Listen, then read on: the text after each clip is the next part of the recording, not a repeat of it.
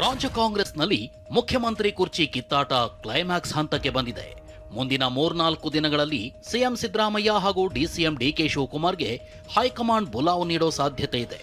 ಈಗಾಗಲೇ ಪ್ರಿಯಾಂಕ್ ಖರ್ಗೆ, ದಿನೇಶ್ ಗುಂಡೂರಾವ್, ಕೃಷ್ಣ ಬೈರೇಗೌಡ ಸೇರಿದಂತೆ ಹಲವರಿಂದ ಅಧಿಕಾರ ಹಂಚಿಕೆ ಬಗ್ಗೆ ಹೈಕಮಾಂಡ್ ಸಲಹೆ ಪಡೆದಿದೆ.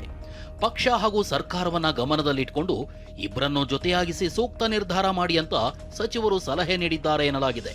ಹೀಗಾಗಿ ಸಿಎಂ ಡಿಸಿಎಂಗೆ ಹೈಕಮಾಂಡ್ ಬುಲಾವ್ ನೀಡಿದೆ. ಇನ್ನು ದೆಹಲಿಗೆ ಸಿಎಂ ಡಿಸಿಎಂ ಅವರನ್ನ ಕರೆದು ಚರ್ಚೆ ಮಾಡ್ತೀವಿ, ಸಭೆಯಲ್ಲಿ ರಾಹುಲ್ ಗಾಂಧಿ ಕೂಡ ಇರ್ತಾರೆ, ಮುಂದೆ ಏನ್ ಮಾಡಬೇಕು ಅಂತ ಚರ್ಚಿಸಿ ತೀರ್ಮಾನ ಮಾಡ್ತೀವಿ ಅಂತ ಎಐಸಿಸಿ ಅಧ್ಯಕ್ಷ ಮಲ್ಲಿಕಾರ್ಜುನ ಖರ್ಗೆ ಹೇಳಿದ್ದಾರೆ. ಈಗ ಡೆಲ್ಲಿಗೆ ಹೋದ್ಮೇಲೆ ನಾವು ಎಲ್ಲ ಇಂಪಾರ್ಟೆಂಟ್ 3-4 ಜನರಿಗೆ ಕರೆಸಿ ಮಾತಾಡ್ತೀನಿ. ಅದರಲ್ಲಿ ಚರ್ಚೆ ಆದಮೇಲೆ ಯಾವ ರೀತಿಯಾಗಿ ಮುಂದೆ ನಡಿಬೇಕು ಅಂತಕ್ಕಂಥ ಮಾತನ್ನ ಹೇಳ್ತೇವೆ. ಅದನ್ನ ವಿಶೇಷವಾಗಿ ಇಂಥ ಗೊಂದಲಕ್ಕೆ ತೆರೆ ಬೀಳ್ತದೆ. ಕರೆ ಕೊಡ್ತೀರಾ ಸರ್ ಅಂತ ಬರಕ್ಕೆ? ಅವರಿಗೆಲ್ಲ ಕರ್ಸೆ ಮಾತಾಡ್ಬೇಕಾಗ್ತದೆ, ಕರ್ಸೆ ಮಾತಾಡಿ ಸೆಟಲ್ ಮಾಡ್ತಾರೆ. ಇನ್ನು 2-3 ದಿನದಲ್ಲಿ ಡಿಸಿಎಂ ಡಿಕೆ ಶಿವಕುಮಾರ್ ದೆಹಲಿ ಪ್ರವಾಸ ಕೈಗೊಳ್ಳೋ ಸಾಧ್ಯತೆ ಇದೆ. ರಾಹುಲ್ ಗಾಂಧಿ ಜೊತೆಗೆ ಪ್ರತ್ಯೇಕ ಮಾತುಕತೆಗೆ ಡಿಕೆ ಶಿವಕುಮಾರ್ ಈಗಾಗಲೇ ಸಮಯ ಕೇಳಿದ್ದಾರೆ ಎನ್ನಲಾಗಿದೆ. ಸಿಎಂ ಡಿಸಿಎಂ ಜೊತೆ ಮಾತನಾಡ್ತೇವೆ ಎಂಬ ಖರ್ಗೆ ಹೇಳಿಕೆಗೆ ಪ್ರತಿಕ್ರಿಯೆ ನೀಡಿದ್ದ ಸಿಎಂ ಸಿದ್ದರಾಮಯ್ಯ, ಎಐಸಿಸಿ ಅಧ್ಯಕ್ಷರು ಕರೆದರೆ ಹೋಗ್ತೇನೆ, ಹೈಕಮಾಂಡ್ ಏನೇ ತೀರ್ಮಾನ ಕೈಗೊಂಡ್ರೂ ಅದಕ್ಕೆ ನಾನು ಬದ್ಧ ಎಂದಿದ್ದಾರೆ. ಕರೆದರೆ ಹೋಗ್ತೀನಿ, ಡೆಲ್ಲಿ ಕರೆದರೆ ಹೋಗ್ತೀನಿ, ಕರೆದರೆ ಹೋಗ್ತೀನಿ, ಕರೆದರೆ ಹೋಗ್ತೀನಿ. ಇನ್ನು ಡಿಸಿಎಂ ಡಿಕೆ ಶಿವಕುಮಾರ್ ಸಹ ಹೈಕಮಾಂಡ್ ಯಾವಾಗ ಕರೆಯುತ್ತೋ ಆವಾಗ ನಾನು ಸಿಎಂ ಮಾತನಾಡಿಕೊಂಡು ಹೋಗ್ತೇವೆ ಎಂದಿದ್ದಾರೆ. ನಾನು ಮುಖ್ಯಮಂತ್ರಿಗಳು ಇಬ್ಬರು ಮಾತಾಡಿಕೊಂಡು ಯಾವ ಕರೀತಾರೆ ಹೋಗ್ತೀವಿ. ಸಿಎಂ ಡಿಸಿಎಂ ಜೊತೆಗೆ 6 ಮಂದಿ ಹಿರಿಯ ಸಚಿವರು ಸಹ ದೆಹಲಿಗೆ ಪ್ರಯಾಣಿಸುವ ಸಾಧ್ಯತೆ ಇದೆ ಎನ್ನಲಾಗಿದೆ. ಸಿಎಂ ಡಿಸಿಎಂರನ್ನ ದೆಹಲಿಗೆ ಕರೆದು ಮಾತನಾಡುವ ಹೈಕಮಾಂಡ್ ನಿರ್ಧಾರಕ್ಕೆ ಪ್ರತಿಕ್ರಿಯೆ ನೀಡಿದ ಶಾಸಕ ಕೆಎನ್ ರಾಜಣ್ಣ, ಹೈಕಮಾಂಡ್ ನಡೆಯೇ ನನ್ನ ನಡೆ ಅಂದಿದ್ದಾರೆ. ಇನ್ನು ಖರ್ಗೆ ಅವರಿಗೆ ಎಲ್ಲಾ ಮಾಹಿತಿ ಇದೆ, ಈಗ ತೀರ್ಮಾನ ಆಗುತ್ತೆ ಅನ್ನೋ ನಂಬಿಕೆ ಇದೆ ಅಂತ ಸಚಿವ ದಿನೇಶ್ ಗುಂಡೂರಾವ್ ಹೇಳಿದ್ದಾರೆ. ಸಚಿವೆ ಲಕ್ಷ್ಮೀ ಹೆಬ್ಬಾಳ್ಕರ್, ಹೈಕಮಾಂಡ್ ಏನ್ ಹೇಳುತ್ತೋ ಅದನ್ನ ಎಲ್ಲರೂ ಕೇಳ್ತೀವಿ ಅಂದಿದ್ದಾರೆ. ನಮ್ಮ ನಡೆ ಹೈಕಮಾಂಡ್ ನಡೆನ ನಮ್ಮ ನಡೆ. ಈಗ ಖರ್ಗೆ ಸಾಹೇಬರು ಹೇಳಿದ ಮೇಲೆ ನಮ್ಮ ಅಖಿಲ ಭಾರತ ಕಾಂಗ್ರೆಸ್ ಸಮಿತಿ ಅಧ್ಯಕ್ಷರು ಅವ್ರು ಹೇಳಿದ ಮೇಲೆ ಇನ್ನೇನು ಅದ್ರ ಬಗ್ಗೆ ಮತ್ತೆ ಇನ್ನೇನು ಚರ್ಚೆ ಮಾಡುವಂತ ಅವಶ್ಯಕತೆ ಇಲ್ಲ. ಅವ್ರು ಕರ್ಸ್ ಮಾತಾಡ್ತೀವಿ ಅಂತ ಹೇಳಿದ್ರೆ ಕರ್ಸ್ ಮಾತಾಡಿ ತೀರ್ಮಾನ ಮಾಡಿ. ಏನು ನನಗೆ ಅದ್ರ ಬಗ್ಗೆ ನೀವು ಕೇಳಲಿಕ್ಕೆ ಹೋಗಬೇಡಿ. ಸಂಪೂರ್ಣವಾಗಿ ಹೈಕಮಾಂಡ್ ಅವರು ಏನು ಹೇಳ್ತಾರೆ ಅದನ್ನ ಅವರು ಕೇಳ್ತಾರೆ, ಇವರು ಕೇಳ್ತಾರೆ, ನಾವು ಕೇಳ್ತೀವಿ. ಮುಖ್ಯಮಂತ್ರಿ ಕುರ್ಚಿ ಕಿತ್ತಾಟ ಕ್ಲೈಮ್ಯಾಕ್ಸ್ ಹಂತಕ್ಕೆ ಬರ್ತಿರುವಾಗಲೇ ಡಿಸಿಎಂ ಡಿಕೆ ಶಿವಕುಮಾರ್ ಮಾರ್ಮಿಕ ಪೋಸ್ಟ್ ಒಂದನ್ನ ಮಾಡಿದ್ದಾರೆ. ಕೊಟ್ಟ ಮಾತನ್ನ ಉಳಿಸಿಕೊಳ್ಳುವುದೇ ಜಗತ್ತಿನ ಅತಿದೊಡ್ಡ ಶಕ್ತಿ ಎಂದಿದ್ದಾರೆ. ಕೊಟ್ಟ ಮಾತನ್ನ ಉಳಿಸಿಕೊಳ್ಳುವುದೇ ಜಗತ್ತಿನ ಅತಿದೊಡ್ಡ ಶಕ್ತಿಯಾಗಿದೆ. ಜಡ್ಜ್ ಆಗಿರಲಿ, ಅಧ್ಯಕ್ಷರಾಗಿರಲಿ ಅಥವಾ ಯಾರೇ ಆಗಿರಲಿ, ನನ್ನನ್ನ ಸೇರಿಸಿ ಯಾರೇ ಆದ್ರೂ ಕೊಟ್ಟ ಮಾತಿನಂತೆ ನಡೆದುಕೊಳ್ಳಬೇಕು. ಮಾತಿನ ಶಕ್ತಿಯೇ ಜಾಗತಿಕ ಶಕ್ತಿ. ಇನ್ನು ಮಾರ್ಮಿಕ ಪೋಸ್ಟ್ ಬಗ್ಗೆ ಮಾಧ್ಯಮಗಳ ಪ್ರಶ್ನೆಗೆ ಉತ್ತರಿಸಿದ ಡಿಕೆ ಶಿವಕುಮಾರ್, ನಾನೇನು ಪೋಸ್ಟ್ ಮಾಡಿಲ್ಲ ಎಂದಿದ್ದಾರೆ. ಪೋಸ್ಟ್ ಮಾಡಿದ್ರು ಬೆಳಗ್ಗೆ, ನಾವು ಒಂದು ಪೋಸ್ಟ್ ಮಾಡಿದ್ವಿ, ಕೊಟ್ಟ ಮಾತನ್ನ ಉಳಿಸ್ಕೋಬೇಕು ಅಂತ. ನಾನೇನು ಪೋಸ್ಟ್ ಮಾಡಿಲ್ಲ.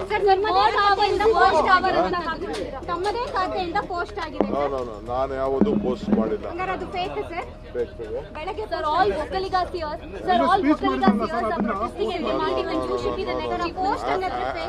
I have not posted anything. I have not posted anything. ಒಟ್ಟು ಮಾತು ವಿಚಾರ ಯಾವುದು ನಾನು ಮಾತಾಡಕ್ ಹೋಗಿಲ್ಲ. I have not posted anything. ಇನ್ನು ಡಿಕೆ ಟ್ವೀಟ್ಗೆ ಸಿಎಂ ಸಿದ್ದರಾಮಯ್ಯ ನೇರ ಕೌಂಟರ್ ಕೊಟ್ಟಿದ್ದಾರೆ.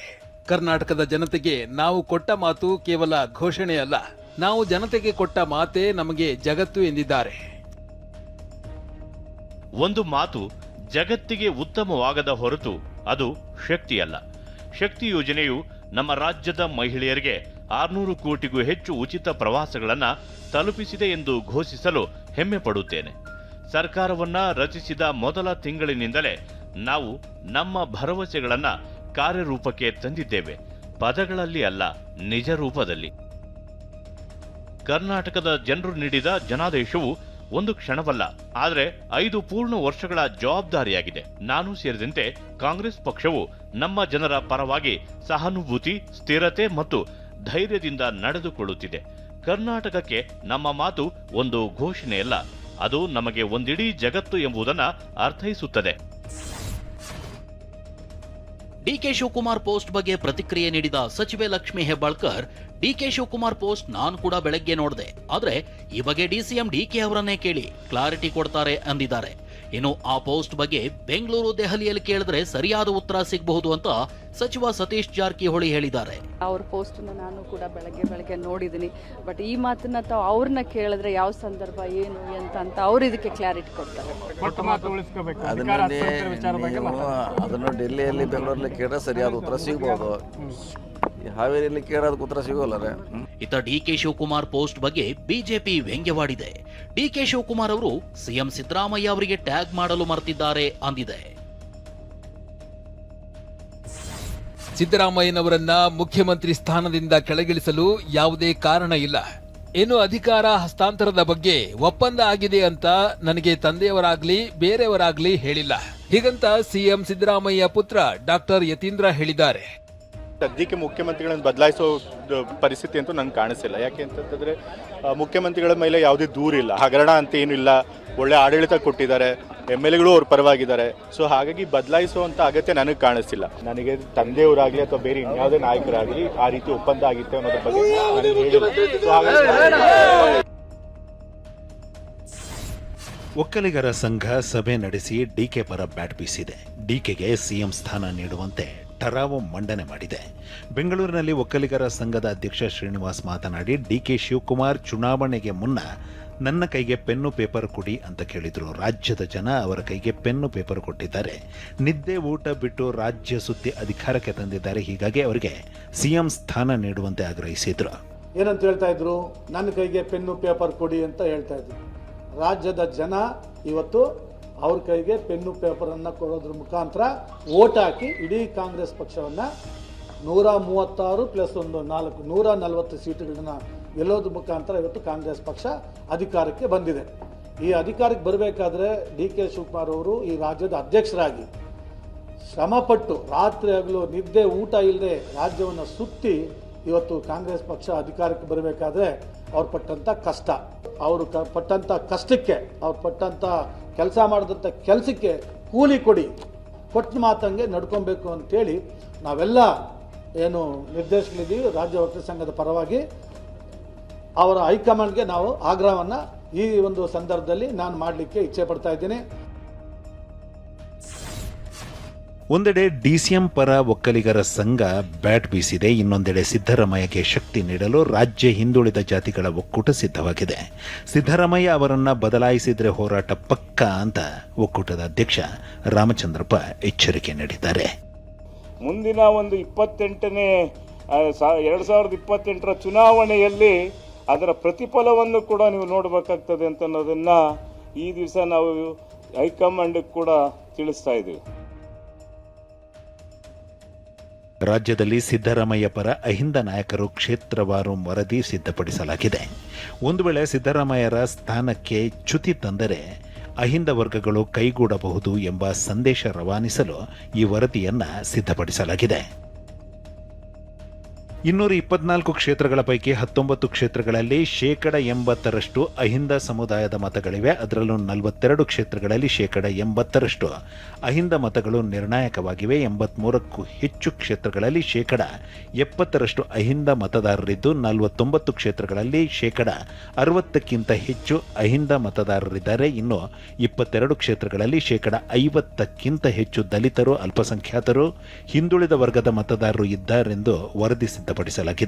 5 ಕ್ಷೇತ್ರಗಳಲ್ಲಿ 90ಕ್ಕೂ ಹೆಚ್ಚು ಅಹಿಂದ ಮತದಾರರಿದ್ದಾರೆ. ಹೀಗೆ ಪ್ರತಿ ಕ್ಷೇತ್ರದಲ್ಲೂ ಇರುವ ಅಹಿಂದ ಮತದಾರರ ಬಗ್ಗೆ ವರದಿ ಸಿದ್ಧಪಡಿಸಲಾಗಿದೆ. ಸಿದ್ದರಾಮಯ್ಯ ಹಠ ಬಿಟ್ಟು ಡಿಕೆ ಶಿವಕುಮಾರ್ಗೆ ಕುರ್ಚಿ ಬಿಟ್ಕೊಡ್ಲಿ, ಇಲ್ದಿದ್ರೆ ಸರ್ಕಾರವೇ ಪತನವಾಗಲಿದೆ ಅಂತ ಕಿತ್ತೂರಿನ ಮಡಿವಾಳೇಶ್ವರ ಮಠದ ವೀರೇಶ್ವರ ಶ್ರೀ ಭವಿಷ್ಯ ನುಡಿದಿದ್ದಾರೆ. ಕೈ ಎತ್ತಿ ಬಲ ತೋರಿಸಿಕೊಂಡು ಇಬ್ಬರು ಕೈ ಮಿಲಾಯಿಸಿಕೊಂಡು ಅಧಿಕಾರ ಮಾಡಿದ್ದಾರೆ. ಅದೇ ಪ್ರಕಾರ ಈಗ 2 ವರ್ಷ ಈ ಸಿದ್ದರಾಮಯ್ಯ ಡಿ ಕೆ ಶಿವಕುಮಾರ್ ಕೊಟ್ಟರೆ ಏನು ಫರಕ್ ಆಗೋದಿಲ್ಲ. ಇಬ್ಬರು ಕೂಡೇ ಇರ್ತಾರೆ. ಈಗ ಹೆಂಗೆ ಇಬ್ಬರು ಕೂಡೇ ಇದ್ದರು ಹಂಗೆ ಇಬ್ಬರು ಕೂಡೇ ಇರ್ತಾರೆ. ಒಂದು ವೇಳೆ ಡಿ ಕೆ ಶಿವಕುಮಾರ್ ಅಧಿಕಾರ ಕೊಡಲಿಲ್ಲ ಅಂತ ಕೇಳಿದ್ರೆ ಇಬ್ಬರು ಬೇರೆ ಬೇರೆ ಆಗ್ತಾರೆ. ಇನ್ನು 2013ರಲ್ಲಿ ಸಿದ್ದರಾಮಯ್ಯ ಸಿಎಂ ಆಗಿದ್ದಾಗ ಎದೆ ಕೊಟ್ಟು ನಿಂತವರು ಡಿಕೆ. ಒಂದು ಅವಕಾಶವನ್ನ ಆ ಪಕ್ಷದ ನಾಯಕರು ಮಾಡಿಕೊಡ್ಲಿ ಅಂತ ನಂಜಾವಧೂತ ಸ್ವಾಮೀಜಿ ಹೇಳಿದ್ದಾರೆ.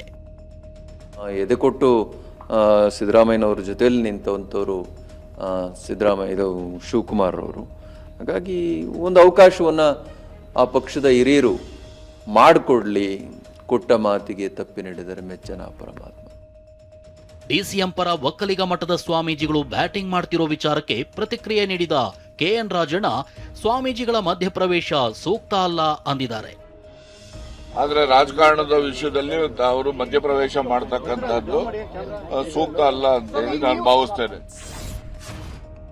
2.5 ವರ್ಷಕ್ಕೆ ರಾಜೀನಾಮೆ ಕೊಡುವ ಮಾತಿದ್ದರೆ ಕೊಡಿ. ರಾಜೀನಾಮೆ ಕೊಟ್ಟು ಸುರಕ್ಷಿತವಾದ ದಕ್ಷ ಆಡಳಿತವನ್ನ ನಡೆಸಿ ಅಂತ ಸಿಎಂ ಸಿದ್ದರಾಮಯ್ಯಗೆ ಬಿಜೆಪಿ ಸಂಸದ ಗೋವಿಂದ ಕಾರಜೋಳ ಆಗ್ರಹಿಸಿದ್ದಾರೆ. ಇನ್ನು ಪಕ್ಷಕ್ಕೆ ದುಡಿದ ಡಿಸಿಎಂ ಡಿಕೆ ಶಿವಕುಮಾರ್ ಸಿಎಂ ಆಗ್ಬೇಕು ಅಂತ ನಿರ್ಮಲಾನಂದನಾಥ ಶ್ರೀ ಹೇಳಿದ್ದಾರೆ. ಇದಿಷ್ಟೇ ಹೊರತು ಸ್ವಾಮೀಜಿ ರಾಜಕೀಯದಲ್ಲಿ ಭಾಗಿಯಾಗಿಲ್ಲ ಅಂತ ಬಿಜೆಪಿ ಸಂಸದ ಗೋವಿಂದ ಕಾರಜೋಳ ಹೇಳಿದ್ದಾರೆ. ಹೈಕಮಾಂಡು ಹಿಂದೆ ಒಪ್ಪಂದ ಆಗಿದ್ದರೆ 2023 ಚುನಾವಣೆ ನಂತರ ಏನು ಒಪ್ಪಂದ ಆಗಿದೆ ಅದರ ಪ್ರಕಾರ ನಡಿಬೇಕು ಅಂತ ಆಶಯ ವ್ಯಕ್ತ ಮಾಡ್ತಾರೆ ಜನ, ಹೊರತು ಅವರ ಒಪ್ಪಂದವನ್ನು ಮುರಿದು ಮಾಡ್ರಿ ಅಂತ ಯಾರೂ ಕೂಡ ಹೇಳೋದಿಲ್ಲ.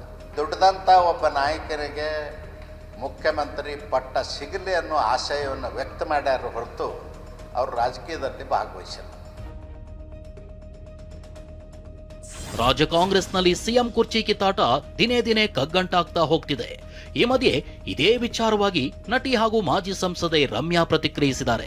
ಅಧಿಕಾರ ಹಂಚಿಕೆ ವಿಚಾರವನ್ನ ನಾನು ನಿರ್ಧಾರ ಮಾಡೋದಲ್ಲ, ಹೈಕಮಾಂಡ್ ತೀರ್ಮಾನ ಮಾಡಲಿದೆ.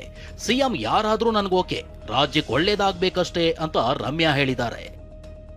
ಆ್ಯಕ್ಚುಲಿ ನಾನು ಡಿಸೈಡ್ ಮಾಡೋದಲ್ಲ ಇದನ್ನು, ಆಯಿತಾ. ಇದು ಸೀನಿಯರ್ ಲೀಡರ್ಸು, ಖರ್ಗೆ ಸರು, ರಾಹುಲ್ ಜಿ ಅವರು, ಸೋನಿಯಾ ಮೇಡಮ್ ಅವರು, KC ವೇಣುಗೋಪಾಲು ಮತ್ತು ಸುರ್ಜೇವಾಲಾ ಅವರು ಕೂತ್ಕೊಂಡು ಚರ್ಚೆ ಮಾಡೋದು, ಅವ್ರ ನಿರ್ಧಾರ ತಗೊಳ್ಳೋದು. ಇದರಲ್ಲಿ ನಂದೇನು ಹೇಳಿಕೆ ಇಲ್ಲ. I think all the leaders are very capable. ನನಗೆ ಯಾರು ಬಂದರೂ it's absolutely fine with me, but we need someone very capable who can take care of all the problems. ನವದೆಹಲಿಯಲ್ಲಿ ನಡೆದ ಮಹಿಳಾ ಪ್ರೀಮಿಯರ್ ಲೀಗ್ ಮೆಗಾ ಹರಾಜು ಪ್ರಕ್ರಿಯೆಯಲ್ಲಿ ಭಾರತದ ಆಲ್ರೌಂಡರ್ ದೀಪ್ತಿ ಶರ್ಮಾ ಭಾರಿ ಮೊತ್ತಕ್ಕೆ ಬಿಕಾರಿಯಾಗಿದ್ದಾರೆ. ದೀಪ್ತಿ ಅವರನ್ನ ಯುಪಿ ವಾರಿಯರ್ಸ್ ಫ್ರಾಂಚೈಸಿ 3 ಕೋಟಿ 20 ಲಕ್ಷ ನೀಡಿ ಖರೀದಿ ಮಾಡಿದೆ. ಉಳಿದಂತೆ ನ್ಯೂಜಿಲೆಂಡ್ನ ಆಲ್ರೌಂಡರ್ ಅಮೇಲಿಯಾ ಕರ್ 3 ಕೋಟಿ ಮೊತ್ತಕ್ಕೆ ಮುಂಬೈ ಇಂಡಿಯನ್ಸ್ ಪಾಲಾಗಿದ್ದಾರೆ. RCB ತಂಡದಲ್ಲಿದ್ದ ನ್ಯೂಜಿಲೆಂಡ್ನ ಆಲ್ರೌಂಡರ್ ಸೋಫಿ ಡಿವೈನ್ ಅವರನ್ನ ಗುಜರಾತ್ ಜೈಂಟ್ಸ್ ತಂಡ 2 ಕೋಟಿಗೆ ಖರೀದಿಸಿದೆ. ಆಸ್ಟ್ರೇಲಿಯಾದ ಮೆಗ್ ಲ್ಯಾನಿಂಗ್ 1.90 ಕೋಟಿ ಮೊತ್ತಕ್ಕೆ ಯುಪಿ ವಾರಿಯರ್ಸ್ ತಂಡದ ಪಾಲಾದರೆ, ದಕ್ಷಿಣ ಆಫ್ರಿಕಾದ ಲಾರಾ ವಾಲ್ಬರ್ಟ್ 1.10 ಕೋಟಿ ಮೊತ್ತಕ್ಕೆ ಡೆಲ್ಲಿ ಕ್ಯಾಪಿಟಲ್ ಸೇರಿಕೊಂಡಿದ್ದಾರೆ. ಇನ್ನು ಸ್ಪಿನ್ನರ್ ರಾಧಾ ಯಾದವ್ ಅವರನ್ನ RCB ತಂಡ 65 ಲಕ್ಷ ರೂಪಾಯಿ ನೀಡಿ ಖರೀದಿಸಿದೆ. ಮುಂಗಾರು ಮಳೆಯಿಂದ ಬೆಳೆ ಹಾನಿಗೊಳಗಾದ ರೈತರಿಗೆ ಸರ್ಕಾರ ಹೆಚ್ಚುವರಿಯಾಗಿ 1033 ಕೋಟಿ ರೂಪಾಯಿ ಬೆಳೆಹಾನಿ ಪರಿಹಾರ ಬಿಡುಗಡೆ ಮಾಡಿದೆ. 1033 ಕೋಟಿ ರೂಪಾಯಿ ರೈತರ ಖಾತೆಗಳಿಗೆ ವರ್ಗಾವಣೆ ಆಗಲಿದೆ ಅಂತ ಸಿಎಂ ಸಿದ್ದರಾಮಯ್ಯ ಹೇಳಿದ್ದಾರೆ. ಶುಕ್ರವಾರ ಉಡುಪಿಗೆ ಪ್ರಧಾನಿ ಮೋದಿ ಭೇಟಿ ನೀಡಲಿದ್ದಾರೆ. ಈ ಬಗ್ಗೆ ಎಕ್ಸ್ನಲ್ಲಿ ಕನ್ನಡದಲ್ಲಿ ಟ್ವೀಟ್ ಮಾಡಿದ್ದಾರೆ. ಶ್ರೀಕೃಷ್ಣ ಮಠಕ್ಕೆ ಭೇಟಿ ನೀಡಿ ಲಕ್ಷ ಕಂಠಗೀತ ಪಾರಾಯಣ ಕಾರ್ಯಕ್ರಮದಲ್ಲಿ ಭಾಗವಹಿಸುವ ಅವಕಾಶ ದೊರೆತಿರುವುದು ನನಗೆ ಗೌರವದ ವಿಷಯ ಅಂದಿದ್ದಾರೆ. ಉಡುಪಿಯ ಶ್ರೀಕೃಷ್ಣ ಮಠಕ್ಕೆ ಭೇಟಿ ನೀಡಿ ಲಕ್ಷ ಕಂಠ ಗೀತಾ ಪಾರಾಯಣ ಕಾರ್ಯಕ್ರಮದಲ್ಲಿ ಭಾಗವಹಿಸುವ ಅವಕಾಶ ದೊರೆತಿರುವುದು ನನಗೆ ಗೌರವದ ವಿಷಯ. ಗೀತಾ ಪಠಣಕ್ಕಾಗಿ ಸಮಾಜದ ವಿವಿಧ ವರ್ಗಗಳ ಜನರನ್ನ ಒಂದೆಡೆ ಸೇರಿಸುವ ವಿಶೇಷ ಕಾರ್ಯಕ್ರಮ ಇದಾಗಿದೆ. ಈ ಮಠವು ನಮ್ಮ ಸಾಂಸ್ಕೃತಿಕ ಜೀವನದಲ್ಲಿ ಅತ್ಯಂತ ವಿಶೇಷ ಮಹತ್ವವನ್ನು ಹೊಂದಿದೆ. ಶ್ರೀ ಮಧ್ವಾಚಾರ್ಯರಿಂದ ಪ್ರೇರಿತವಾದ ಈ ಮಠವು ಸಮಾಜ ಸೇವೆಯಲ್ಲಿ ಮುಂಚೂಣಿಯಲ್ಲಿದೆ. ಸೋಹನ್ ಎಂ ರೈ ಎಂಬ ಯುವಕನೊಬ್ಬ ಕೃತಕ ಬುದ್ಧಿಮತ್ತೆ ಚಾಲಿತ ಮಾಮ್ ಎಂಬ ಸಾಧನವನ್ನ ಆವಿಷ್ಕರಿಸಿದ್ದಾನೆ. ಈ ಸಾಧನವು ಹೊಟ್ಟೆ ಹಸಿವನ್ನ ಪತ್ತೆ ಹಚ್ಚಿ ಸ್ವಯಂ ಚಾಲಿತವಾಗಿ ಆನ್ಲೈನ್ ಆಪ್ ಮೂಲಕ ಆಹಾರ ಆರ್ಡರ್ ಮಾಡುತ್ತದೆ. ಕ್ಲೌಡ್ AI ಬಳಸುವ ಈ ಆವಿಷ್ಕಾರ ಸಾಮಾಜಿಕ ಜಾಲತಾಣಗಳಲ್ಲಿ ವೈರಲ್ ಆಗಿದೆ. ಕಬಡ್ಡಿ ವಿಶ್ವಕಪ್ ಗೆದ್ದು ಬಂದ ಆಟಗಾರ್ತಿ ಕನ್ನಡತಿ ಧನಲಕ್ಷ್ಮಿಗೆ ಅದ್ದೂರಿ ಸ್ವಾಗತ ಕೋರಲಾಯಿತು. ಕೆಂಪೇಗೌಡ ಏರ್ಪೋರ್ಟ್ನಲ್ಲಿ ಕುಟುಂಬಸ್ಥರು ಮತ್ತು ಕಬಡ್ಡಿ ಅಸೋಸಿಯೇಷನ್ನಿಂದ ಅದ್ದೂರಿಯಾಗಿ ಸ್ವಾಗತ ಕೋರಲಾಯಿತು.